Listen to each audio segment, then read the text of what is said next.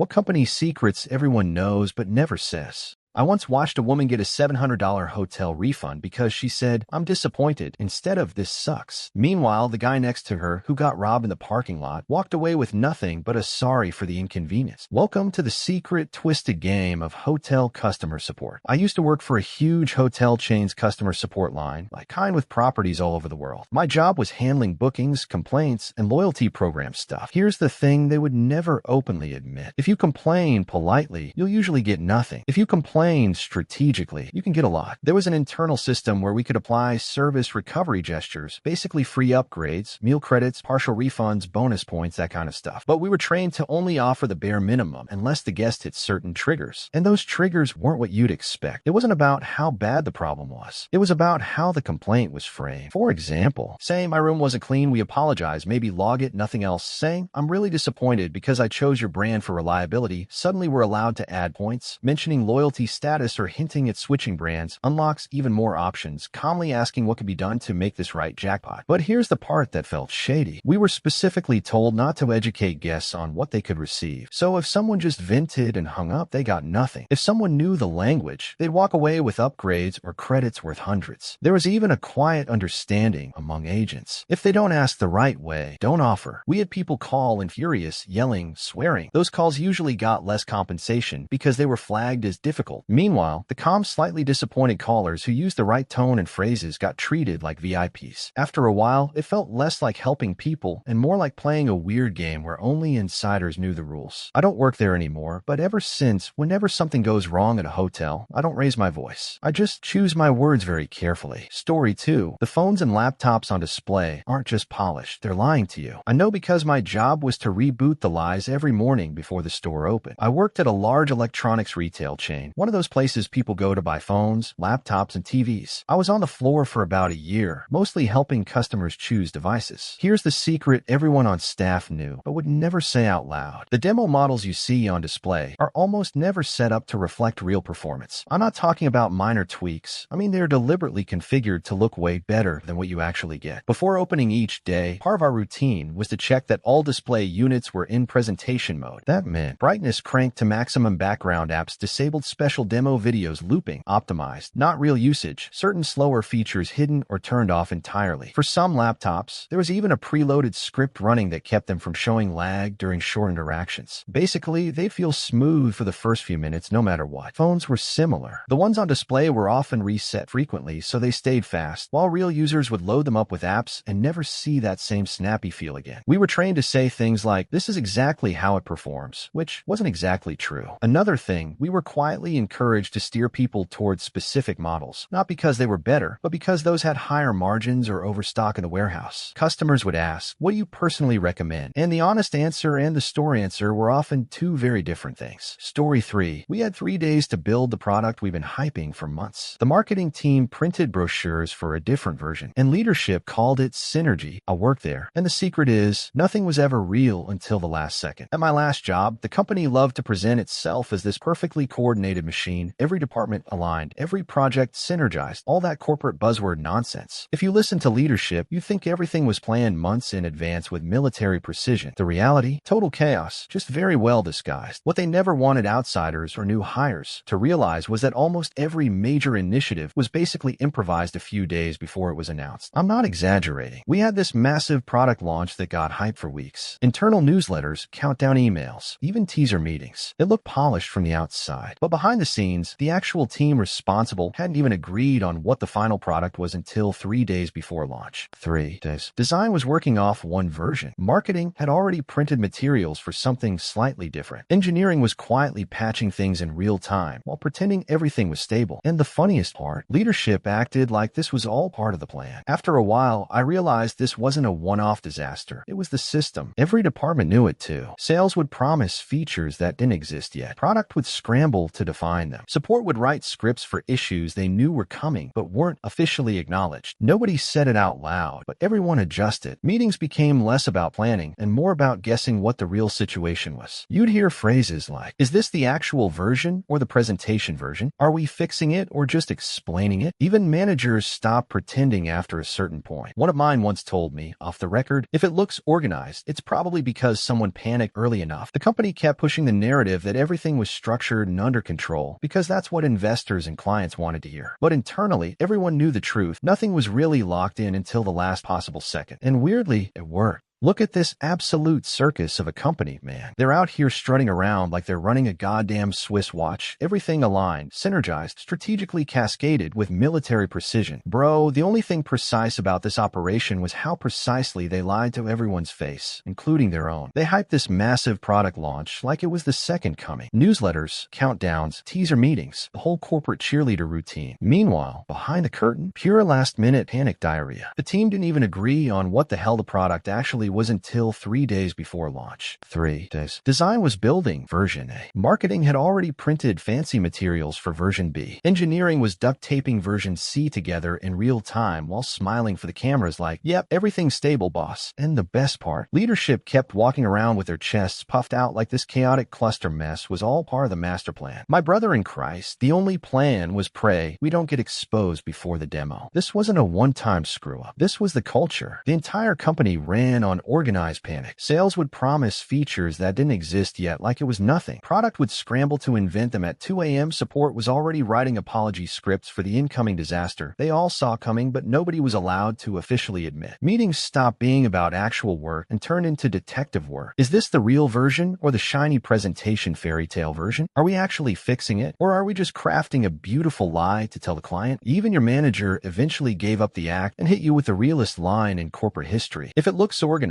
it's probably because someone started panicking early enough. That's not a company. That's performance art. They're putting on a Broadway-level show of competence while the set is literally on fire and the actors are making it up as they go. The investors and clients wanted to see a well-oiled machine, so the company said say less and just became professional liars with better PowerPoint skills. Before we move on to the next story, don't forget to like and subscribe. Let me know your favorite part in the comments and share your own story too. Has anything like this ever happened to you? Story 4. I want to say something that would absolutely get denied in a company-wide meeting. At one place I worked, promotions weren't really about performance. They were about timing and paperwork. Officially, the company pushed this idea that growth was based on merit. Hit your targets, show leadership potential, go above and beyond, and you naturally move up. That's what they told everyone, especially during performance review season. But internally, people who'd been around long enough knew something else was going on. Every department had a limited number of promotion slots each year, not roles that opened organically, literal slots, like a fixed quota. Managers couldn't promote more people than the number they were assigned, no matter how well their team performed. So what happened? Let's say 3 people on a team absolutely crushed it that year. Only one might get promoted, not because they were better, but because there was only one slot available. The other 2, they'd be told things like, "You're on track, just keep doing what you're doing. We need to see sustained performance. Maybe next cycle." Meanwhile, everyone knew those same phrases were just placeholders. The strange part was how strategic it became. Managers would quietly hold people back one year just to space out promotions and make the numbers work. Some employees were even advised unofficially to delay applying for advancement because the timing wasn't right, even if they were fully qualified. And then there were the surprise promotions. You'd see someone move up seemingly out of nowhere, and it confused everyone until you realized their promotion lined up perfectly with a leftover slot that hadn't been used yet. No one in leadership ever admitted the system existed. On paper, everything looked fair and performance-based, but behind the scenes, it was more like a game of musical chairs with titles. The unwritten rule everyone figured out. It wasn't just about being good at your job. You had to be good at landing in the right place when the spreadsheet said it was allowed. Once you understood that, a lot of confusing decisions suddenly made perfect sense. Story 5. At a previous job, the company proudly bragged about being data-driven. Every decision, every forecast, every big move, supposedly backed by clean, reliable numbers flowing through advanced internal systems. The truth? A shocking amount of those critical numbers were being manually corrected by a handful handful of very tired people. I'm talking about spreadsheets, huge ones, passed around quietly between specific employees who knew how to adjust things so reports wouldn't break. There was one file in particular that basically fed into multiple dashboards executives used. Officially, it was supposed to pull everything automatically from internal tools. In reality, it never quite lined up. Totals would be off, categories mismatched, timelines out of sync. So every morning, before anyone important logged in, someone would open it and fix the gaps. Not by repairing the system, but by smoothing over the outputs. Rename a column here. Recalculate a section there. Plug in a missing value so the chart wouldn't spike or crash. It became routine. There were even unwritten rules about what looked acceptable versus what would raise questions. New hires were confused at first. They'd say things like, "Shouldn't we fix the source?" And the response was always some version of, "That's a bigger project," which never actually happened. What made it stranger was how normalized it became. Teams started planning around the adjusted numbers instead of the real ones. Reports were built on top of reports, each layer assuming the one below it was solid. It wasn't malicious. Nobody was trying to deceive on purpose. It was more like collective avoidance. Fixing the foundation would have taken too long, cost too much, and probably exposed how messy things really were. So instead, they kept polishing the surface. Story 6. At one company I worked for, job postings weren't really about finding the best person. They were about satisfying a process. From the outside, it looked normal. Roles would appear online, people would apply, interviews would be scheduled. It gave the impression of a wide open search. Inside the company, though, things played out very differently. Before a position ever showed up publicly, the team had usually already settled on who they wanted in that role. Not officially, not in writing, but through quiet conversations, side meetings, and what-if discussions that never made it into any system. By the time the listing went live, the decision was basically made. The posting itself was just a box to tick. You could tell if you knew what to look for. The description would include oddly specific combinations of tasks or tools that only made sense for one particular person's background. Not impossible requirements, just strangely precise. Then came the timeline. Applications would open, but the window would feel unusually short. Sometimes the posting would disappear before most people even realized it existed. Internally, though, interviews were already underway, or even finished. There was one moment that made it obvious to me. A coworker casually mentioned they had already been transitioning into a new role for about a week. That same afternoon, I saw the official job listing for that exact role go live on the company site. It stayed up for less than a day. Story 6. I used to work at a large logistics company. Think warehouses, delivery routes, tight schedules, the whole operation running like a supposed clockwork system. Management constantly talked about optimized workflows and strict compliance standards as the reason everything ran smoothly. That wasn't the real reason. What actually kept things moving was how often experienced workers quietly ignored those systems. On paper, every package had a perfectly defined path. Scan here, sort there, move along this belt, wait for that confirmation. Every step tracked, every motion accounted for. It looked incredibly efficient when you saw the diagrams. In practice, following it exactly would slow everything down. Veteran staff knew the shortcuts. They could spot when a shipment was going to get stuck in a backlog or misrouted because of some minor labeling issue. Instead of logging it, escalating it, waiting for approval, and then reprocessing it through the correct channels, they just fix it on the spot. No ticket, no record, just done. There was one guy in particular who could reroute an entire batch in minutes just by recognizing patterns, something the system would have taken hours to correct because it needed multiple confirmations. Officially, what he did wasn't allowed. Unofficially, everyone relied on people like him. The strange part was how selective the rules became. When audits happened, everyone snapped back into full compliance mode. Every step documented, every delay explained by the book. It looked slower but proper. Once the audits passed, things drifted right back to reality. Supervisors knew this was happening. They didn't encourage it out loud, but they also didn't stop it as long as the numbers looked good. Because the truth was, if everyone followed the system exactly as designed, deadlines would slip constantly. The company invested heavily in refining procedures, adding more checks, more tracking, more oversight. But the more complex the process became, the more people had to work around it just to keep things from stalling. This logistics company is straight up clown shit. Management brags about their optimized workflows and strict compliance like it's some flawless machine. Reality? The whole operation only ran because veteran workers constantly ignored that garbage system and fixed shit on the spot like underground rebels. The official process was so slow and bloated that following it exactly would have killed every deadline. So the smart guys just quietly rerouted, patched, and hustled without tickets or approvals. Supervisors knew and looked the other way as long as the numbers looked good. They kept adding more rules and checks, making the system even worse, forcing people to break it harder just to keep the trucks moving. Classic corporate stupidity. Build a complicated cage, then rely on the workers to keep picking the lock. The system wasn't working. The rule breakers were. Before we move on to the next story, don't forget to like and subscribe. Let me know your favorite part in the comments. and share your own story too. Has anything like this ever happened to you? Story 7. At a company I used to work for, whenever something big broke, the official response looked incredibly intense, like a coordinated emergency operation with dozens of people jumping in to solve the issue. In reality, most of that activity was noise. The moment anything serious went wrong, a massive call would spin up. Managers, leads, people from completely unrelated teams, all joining at once. Everyone talking, suggesting theories, asking for updates, throwing out ideas just to show they were involved. It sounded productive. It wasn't. Conversations overlapped. People repeated the same points. Someone would ask a question that had already been answered 5 minutes earlier. Another person would propose a fix without understanding the problem. It was less like problem solving and more like a crowd trying to look busy. But here's the part nobody outside the company would ever guess. The actual solution usually came from 1 or 2 people who barely spoke at all. They'd be there on the call, muted most of the time, quietly checking logs, testing things, tracing the issue step by step. While everyone else was debating possibilities, they were narrowing it down in silence. Sometimes you'd suddenly hear one of them unmute and say something simple like, "I think I found it," and that would be it. A few minutes later, the issue would start resolving. What made it even stranger was how credit got distributed afterward. In the follow-up summaries, it always sounded like a massive team effort. Great collaboration, cross-functional alignment, rapid collective response. But internally, people knew the pattern. There were always a handful of individuals who actually fixed things, and a much larger group creating the appearance of action. No one openly criticized it because being visible on those calls mattered. Staying quiet, even if you were effective, didn't always get noticed. So people kept talking, kept contributing, even when it didn't help. Story 8. I used to work in a retail chain that dealt with used electronics and trade-ins. Officially, everything had a clean, strict process. Verify item condition, confirm ownership indicators, log the transaction, and approve payout based on a fixed system. That's what corporate told customers. That's what training videos showed. That's what the handbook said. But on the floor, things worked a little differently. There was an unspoken understanding amongst staff that the priority wasn't perfect verification. It was keeping inventory flowing. If something came in that looked too new, or the situation felt a bit off, the official expectation wasn't to investigate deeply. It was to avoid asking questions that would slow the transaction down. Managers would never say it directly, but the message was clear in practice. As long as you don't trigger a formal escalation, you move it through. So employees learned to interpret ambiguity as not my problem. I remember one guy who would come in regularly with batches of sealed accessories, controllers, headsets, random gaming peripherals, always neatly packaged, always slightly inconsistent in how they were sourced. It didn't matter. Every time, the transaction would be processed the same way. No deep check, no follow-up, just a quick approval and out the door. The store needed stock, and stock was stock. New employees sometimes questioned it. You could see it on their faces during training shifts. Confusion, hesitation. The veterans would just quietly say things like, "Don't slow the queue," or "If it passes the basic check, move it along." What made it stranger was that everyone knew this wasn't really how the policy was supposed to work. Corporate audits would occasionally roll through, and suddenly everything became extremely formal again. Every step documented, every item double-checked, every process followed exactly as written. Then, as soon as the audit ended, things drifted right back to the usual pace. It wasn't rebellion. It wasn't even open defiance. It was more like a shared agreement that the official system was too slow to function in reality, so people quietly operated in the gaps. Nobody ever called it out directly because technically everyone was still following procedure, just selectively interpreting what mattered. And the longer you worked there, the more obvious it became. The company didn't really run on its official rules. Story 9. I'm probably going to sound cynical, but anyone who's worked long enough in a large corporation will recognize this immediately. The big secret is that a lot of senior leadership doesn't actually steer anything in a meaningful way day to day. They look like they do. That's the important part. From the outside, it's all constant motion. Strategy decks, restructuring plans, quarterly visions, new transformational initiatives every few months. There's always a new phrase for the same thing. We're changing direction while somehow claiming we never stop moving forward. Inside the company, though, it starts to feel like watching people rearrange furniture in a house that isn't being lived in. Meetings happen constantly. Long ones, structured ones, emergency ones about things that aren't emergencies. Slides get updated, language gets refined, alignment gets confirmed, but very little actually changes in execution. Most employees eventually figure out a pattern. Leadership activity doesn't necessarily correlate with outcomes. Entire initiatives can be launched, renamed, merged, or quietly quietly abandoned, and operational work continues almost unaffected underneath it all. I remember sitting in one all-hands where the leadership team proudly listed years of strategic progress. New markets entered, acquisitions completed, restructures executed, innovation programs launched. It sounded impressive in isolation, but everyone in the room knew the uncomfortable truth. None of it had meaningfully moved the company's position relative to competitors in any lasting way. We were still roughly in the same spot we'd always been. The gap between presentation and reality became obvious the longer you stayed. On paper, it looked like constant evolution. In practice, most teams were just maintaining existing systems, handling day-to-day fires, and adapting to whatever the latest reorg changed in reporting lines. This big corporation is peak clown world. Senior leadership struts around like master captains steering the ship, dropping endless strategy decks, restructures, and shiny new transformational buzzwords every quarter. Looks busy as hell from the outside. In reality, they're just rearranging deck chairs on a ship that's barely moving. Constant meetings, slide updates, and alignment talks. All motion, zero actual progress. Employees quickly learn the truth. All that leadership theater has almost nothing to do with real work. Initiatives get launched, renamed, killed, or forgotten, while the regular teams just keep doing the same day-to-day grind underneath the noise. Even in all-hands meetings where execs brag about years of strategic wins, everyone sitting there knows the dirty secret. The company is still stuck in basically the same spot, getting smoked by competitors. It's all fake hustle. Leadership puts on a fancy show of steering, but most of the time they're just spinning the wheel while the boat drifts into you. You're not cynical, you're just honest. The emperor has no clothes, and he's giving a PowerPoint about it. Before we move on to the next story, don't forget to like and subscribe. Let me know your favorite part in the comments, and share your own story too. Has anything like this ever happened to you? Story 10. In the payments infrastructure world I worked in, there was this quiet internal understanding about how the system is actually split, not in the way it's described in public-facing documents, but in how it really behaves day to day. On paper, everything is one unified financial network with equal rules applied everywhere, consistent oversight, and standardized compliance across all participants. In practice, employees knew there were effectively two layers. The first layer was a small group of massive institutions that operated under highly customized arrangements, constant private coordination, and exceptions that were never publicly documented in detail. Their interactions with the system were handled through bespoke channels, internal agreements, and processes that never appeared in training material. The second layer was everyone else, thousands of smaller institutions, fintechs, regional banks, and service providers who interacted through the fully standardized public rules, audits, and strict procedural enforcement. What made this an open secret internally was not the existence of the split itself, but how differently issues were treated depending on which layer you belonged to. When something went wrong in the smaller tier, followed a very visible escalation path. Documentation, reviews, compliance checks, sometimes penalties. Everything moved slowly but formally. When something similar happened in the larger tier, it was handled quietly, often through direct coordination channels that bypassed the usual visibility. Fixes still happened, but the process around them was far less standardized and rarely surfaced in the same way internally to the broader organization. Newer employees would occasionally assume this was just inefficiency or coincidence. More experienced staff understood it as structural reality rather than exception. What the company always emphasized publicly was uniformity. One system, one set of rules, one standard of fairness. What people inside learned over time was that uniform didn't necessarily mean identical treatment. It meant consistent appearance depending on where you sit in the structure. Nobody framed it as unfair openly, because technically every group had rules they followed. It was more that the rules weren't equally visible and not equally rigid. And the real secret, if you worked there long enough, wasn't some hidden conspiracy. Story 11. I probably shouldn't frame it this bluntly, but anyone who's worked in that system long enough knows exactly what I'm talking about. In the behavioral health and crisis support space, there's a huge emphasis on successful discharge outcomes and stability after release. On paper, it sounds purely clinical, helping people recover, ensuring proper care, and connecting them with support systems. But inside the organizations, there's another metric that quietly drives a lot of decisions: whether someone comes back too soon after leaving. Officially, nobody says it like that. It's always phrased in softer language: continuity of care, post-discharge stability, reduction in repeat acute episodes. Very polished, very professional. But staff know the practical reality. There's a strong operational and financial pressure to avoid rapid returns, because frequent readmissions create scrutiny. Funding models, audits, and performance reviews often treat repeat visits within a short time frame as a red flag for effectiveness. So what happens is that a lot of effort gets put into what's essentially containment after discharge. Not in a dramatic way. No one is ignoring care, but in subtle structural choices: extended coordination meetings before before release, very detailed discharge planning, and follow-up protocols that are heavily focused on ensuring the person doesn't re-enter the system too quickly. Inside teams, people eventually notice patterns. A case that looks borderline might get held longer not just because of clinical caution, but because releasing too early could trigger a cycle that reflects poorly on the facility's metrics. Conversely, there's also pressure to ensure that once someone is discharged, they are well enough supported on paper to avoid a quick return. Nobody calls it manipulation. It's always framed as best practice. But among staff, there's an unspoken understanding that outcomes are measured not only by recovery, but by what the data looks like afterward. The uncomfortable part is that everyone involved believes they're doing the right thing within the rules. And technically, they are. It's just that the system quietly rewards avoiding repetition more than it rewards fully resolving complexity. Story 12, I want to say something that nobody writes in performance reviews, but everyone quietly understands after a few years in corporate life. A lot of performance management isn't actually about performance at all. It's about avoidance. I once joined a team during a restructuring, and I was handed a portfolio that included a senior employee who was, on paper, one of the stronger contributors. Strong internal reputation, always active in company initiatives, very visible in meetings, well-liked by peers. All the signals looked great, but when I actually started digging into his work, things didn't line up. The numbers he was reporting as active deals were mostly early-stage conversations that had never progressed beyond vague interest. In several cases, there wasn't even direct contact with the actual decision-makers, just indirect emails, assumptions, and outdated notes being recycled forward in the system as if they were progressing opportunities. From a distance, his pipeline looked healthy. Inside it, there was very little substance. The uncomfortable part wasn't discovering it. It was realizing how long it had been allowed to continue. When I raised concerns, I was told things like, he's been through a lot of changes in management. Let's give him time to adjust. He's very engaged culturally. Everything except a direct answer to the actual performance issue. Eventually, I started hearing the real pattern from others who had worked with him before. He had been moved between teams multiple times, not because he was excelling, but because no manager wanted to be the one to make a final call. Each transfer reset the problem instead of resolving it. In practice, it was easier to pass him along than to formally exit him. Corporate performance management is pure comedy. It's not about actual performance. It's about avoiding hard conversations at all costs. This senior guy looked amazing on paper. Strong reputation, visible in meetings, healthy-looking pipeline. In reality, his deals were mostly recycled vague emails and wishful thinking with zero real progress. The numbers were fake as hell. Instead of dealing with it, every manager just passed him around like a hot potato. He's been through changes. Let's give him time. He's culturally engaged. Anything except admitting the dude wasn't delivering. They'd rather shuffle him between teams, tweak his title, and reset the clock than actually manage him out. Then a reorg hits, and he gets dumped onto another manager who just needed warm bodies. Performance plan be damned. The whole system is designed to kick the can down the road. Layers of leadership saw the problem, knew exactly what it was, and still chose the easy route. Avoid, deflect, transfer, repeat. Intia, you're not cynical for calling out the spineless corporate dance. They don't manage performance. They manage discomfort. Before we move on to the next story, don't forget to like and subscribe. Let me know your favorite part in the comments, and share your own story too. Has anything like this ever happened to you? Story 13. I used to work in a large discount retail chain where stores were constantly under pressure to look neat, compliant, and customer-friendly at all times. Corporate loved talking about safety standards, accessibility, and store presentation. On paper, everything sounded tightly controlled. In reality, a lot of stores were barely staying within those rules most of the time. The biggest recurring issue was overflow stock. Deliveries would arrive faster than staff could physically process them, especially during busy weeks or staffing shortages. So boxes would stack up in back rooms and then slowly migrate into aisles when things got desperate. When that happened, it technically created serious compliance problems. Narrow walkways, blocked access paths, stuff that should have triggered immediate corrective action. And that's where the system came in. Each district manager was expected to regularly review store conditions, often using remote checks or scheduled walkthrough reports. Officially, their job was to identify problem stores and coordinate proper fixes. More staffing, better scheduling, additional support. But what actually happened was much more cosmetic. Instead of fixing the underlying backlog, stores would get a quiet heads-up, clear sight lines for review. Everyone knew what that meant. Not actually solving the stock issue, just temporarily rearranging things so the store looked fine from key viewing angles. Boxes would get shifted behind displays. Aisles would be widened just enough in one section. Obvious clutter would be moved out of camera view or out of the manager's expected inspection path. Then a quick photo would be taken and sent up the chain as proof that everything was resolved. From that point on, the issue was considered addressed. Even though nothing nothing had really changed. The interesting part wasn't that this happened occasionally. It was that it became routine. Employees learned the rhythm of it. Messy buildup, sudden scramble before review, staged cleanliness repeat. Everyone understood why it happened. If a store officially got flagged too often, it reflected poorly on management. If it looked like compliance was failing, it meant more scrutiny, not more help. So the incentive wasn't to fully fix the problem. It was to avoid appearing like there was a problem at all. What made it more surreal was how openly people talked about it among themselves, while never acknowledging it upward. It was just treated as how things were. Eventually, someone did report it externally, and there was a lot of brief tension around it. Investigations, questions, statements being requested. Story 14. I probably shouldn't phrase it this bluntly, but anyone who's spent time in heavy industry already knows the gap between what leadership says and what actually drives decisions. I worked at a large manufacturing facility in the chemical sector, and publicly, the message was always the same. Safety first, people over profit, everyone goes home at the end of the day. It was in every training, every poster, every executive speech. And while safety does matter in practice, the real driver behind most of the strict enforcement isn't exactly what people think. Internally, everyone understands that compliance isn't just about protecting workers, it's about protecting the company from exposure. Not physical exposure, but legal and financial exposure. Regulatory fines in this industry are not theoretical. They are extremely real, extremely high, and extremely frequent when things go wrong. Environmental violations, improper handling of materials, documentation errors, missing safety steps, each one can turn into a separate financial penalty. And those penalties scale quickly when inspectors start stacking findings. What most people outside the system don't realize is how that changes priorities on the ground. Safety procedures aren't enforced equally because of abstract risk. They're enforced because certain types of incidents are expensive signals. A minor issue that doesn't get noticed externally might be tolerated longer than a smaller issue that is likely to show up in an audit. Workers eventually learn this hierarchy without anyone explicitly explaining it. You start noticing that attention spikes when inspectors are expected or when reporting cycles are coming up. Suddenly, every checklist is emphasized, every label matters, every step is double verified. Not because the risk changed overnight, but because visibility did. Afterwards, when external scrutiny fades, things often drift back toward normal operational pace, still within rules, but with less intensity. Managers don't frame it that way, of course. Officially, it's always about reinforcing best practices and maintaining a strong safety culture. But on the floor, people understand the real incentive structure. It's not just about avoiding harm, it's about avoiding the kind of harm that gets recorded, audited, and priced. The uncomfortable truth that nobody puts in a corporate presentation is that employees are also part of that calculation. Not in a dehumanizing way on paper, but in a practical one. Downtime, investigations, delays, and penalties all cost far more than almost anything else in day-to-day operations. So safety becomes both a genuine concern and a financial shield at the same time. Story 15. I'm not supposed to phrase it like this internally, but anyone who's worked around telecom billing systems knows this already. At a major carrier I worked for, there's a very carefully maintained distinction between premium postpaid plans and budget prepaid services. Marketing pushes it hard. Premium customers are supposed to believe they're getting priority service, better performance, and a higher tier of network access. That's the story sold to the public. Inside the company, the reality is a lot more awkward. The actual network priority is tied to technical classification levels, not how expensive your monthly bill looks on paper. Those classifications don't always align neatly with branding. So you end up with situations where a lower cost plan, one marketed as budget or value, can end up sitting on the same or nearly identical network priority class as much more expensive legacy plans. Most employees working in billing, provisioning, or network ops are aware of this mismatch. It's not hidden in some dramatic way. It's just buried under layers of marketing language and plan segmentation that doesn't fully reflect the underlying system behavior. What makes it an open secret internally is that people see the math. Support staff occasionally run comparisons. Engineers know how traffic is actually prioritized. Even retail employees notice that customers on different plans sometimes experience identical performance in the same areas, despite wildly different pricing tiers. But it's never something that gets highlighted publicly because the pricing structure is built around perceived differentiation rather than strict technical separation. I remember one conversation where someone casually pointed out that certain promotional prepaid offerings were effectively delivering the same real-world network behavior as far more expensive bundles. The response wasn't denial. It was more like a quiet acknowledgement followed by a reminder that plans are about positioning, not just provisioning. Over time, you realize the system isn't necessarily about maximizing technical separation between tiers. It's about organizing customers into marketable categories that make financial sense on the business side. The network itself doesn't care how your plan is labeled. It routes traffic based on configuration rules that are more granular and sometimes more uniform than the marketing suggests. So the secret, if you can call it that, is simple. The difference between premium and budget isn't always what people assume it is. It's often just how the service is packaged and sold, not how the underlying system actually behaves. Story 16. I'll probably get eye rolls for this, but anyone who's worked in large corporate programs long enough has seen it play out. At one company I worked for, there was this constant narrative that we have strong internal expertise and that projects were primarily delivered by in-house teams who understood the business deeply. On paper, it looked like a self-sufficient organization with external partners used only in rare, highly specialized cases. In practice, most of the actual delivery work was done by outside contractors and consulting firms. The internal teams were often responsible for coordination, documentation, and approvals, but not the hands-on execution of the technical or operational work itself. And that part alone wouldn't be unusual. What made it interesting was how disconnected the internal layers sometimes was from the real work being done. A lot of the work requests, statements of work, project scopes, and requirement documents were written by people who were technically responsible for defining what needed to be done, but didn't fully understand the systems, tools, or constraints involved. So what would happen is a cycle. An internal team would draft a request based on high-level goals and assumptions. That request would go to a consulting group who would interpret it, translate it into something workable, and then build the actual solution. Then, once it came back, the same internal team would review it, often without having deep enough context to fully evaluate the implementation details they were now being asked to approve. So approval became more about checking alignment with the original document than validating technical correctness. Over time, everyone adapted to that structure. Contractors became the ones who actually understood how things worked in practice. Internal teams became the ones who managed communication, budgets, and formal accountability. Neither side was fully replaceable, but the depth of expertise often sat outside the core organization. What made it even more normalized was that this wasn't treated as a flaw. It was framed as leveraging external expertise for flexibility and scale. And in some cases, that's true. But internally, people understood the reality. A significant portion of delivery depended on external specialists because internal capacity for deep execution had gradually shifted toward oversight rather than hands-on building. No one said it outright, but it was widely understood that if the contractors disappeared, a lot of projects would slow down dramatically, not because of lack of funding or intent, but because the remaining structure wasn't designed to execute everything end-to-end anymore. Story 17. I'll say this carefully because it's one of those things that never gets written in official language, but everyone inside already understands. In large financial and corporate organizations, there's a big gap between what's technically allowed and what actually gets encouraged through internal systems. Publicly, companies emphasize ethics, compliance, and doing things the right way. Training modules, onboarding sessions, and executive messaging all reinforce the same idea. Decisions are made in a controlled, responsible, and transparent environment. Internally, employees learn something slightly different over time. Most behavior is shaped less by written rules and more by incentive design. Targets, performance metrics, and ranking systems quietly influence decision-making in ways that aren't always obvious from the outside. People quickly learn that outcomes matter more than the exact method used to reach them, as long as nothing crosses a clearly defined legal boundary. That's where things get complicated, because within those boundaries, there is often a wide range of actions that are technically compliant but ethically or practically questionable. And when pressure is high enough, systems tend to drift toward whatever maximizes performance metrics in the short term. Most employees don't think of it as wrongdoing. It's more like adapting to how success is measured. Over time, you see patterns emerge. Teams optimizing for numbers that are being tracked, departments focusing on what is reviewed during audits, and initiatives designed to meet formal criteria rather than real-world intent. What's interesting is that none of this is really hidden in a traditional sense. It's all built into structure, policy frameworks, and internal processes. But it's also not something that gets openly discussed in everyday terms. Then, occasionally, something becomes public, an investigation, a regulatory review, or an internal audit that escalates externally. And suddenly people outside the organization see the gap between intent and outcome. Inside, though, it rarely feels surprising, not because people are actively planning wrongdoing, but because many already understand how strongly incentives shape behavior long before any external scrutiny arrives. Story 18. I'll probably get some disagreement for this, but anyone who's spent enough years in large corporations eventually starts noticing the same pattern. The higher you go, the less hidden expertise there actually is. On the outside, leadership looks extremely structured. Titles sound precise, responsibilities sound critical, and every level above you feels like it must contain deeper understanding of how everything works. But internally, people slowly realize something less glamorous. A lot of decision-making is interpretation, repetition, and confidence management. Senior leaders often aren't making decisions from a place of detailed operational knowledge. Instead, they're synthesizing information that has already been filtered multiple times through directors, managers, reports, dashboards, and summaries. By the time something reaches the top, it's already been heavily simplified. So the role of senior leadership becomes less about knowing every detail and more about framing direction convincingly, maintaining alignment across groups, and communicating communicating decisions in a way that sounds definitive. And that's where something interesting shows up internally. Communication style becomes a skill that carries more weight than technical depth at a certain point. People who can present ideas clearly, repeat key narratives consistently, and express uncertainty in structured language tend to progress further than those who only focus on technical accuracy. Not because knowledge doesn't matter, but because at scale, organizations rely heavily on interpretation layers, and those layers respond better to clarity and confidence than raw complexity. The post makes a fair observation. At the top levels of big companies, leaders often rely more on communication, confidence, and simplifying information than on deep technical expertise. This is normal in large organizations. However, the writer presents it as some shocking hidden truth, when it's actually quite obvious to most people who've worked in corporations for a few years. It's not profound, it's just how scaled organizations function. AITA verdict. Not AITA for noticing it, but YTA for acting like it's a deep revelation. It's basic corporate reality, not a secret. Thanks for watching. Don't forget to like and subscribe. Got a story to share? Drop it in the comments and let us know which one was your favorite.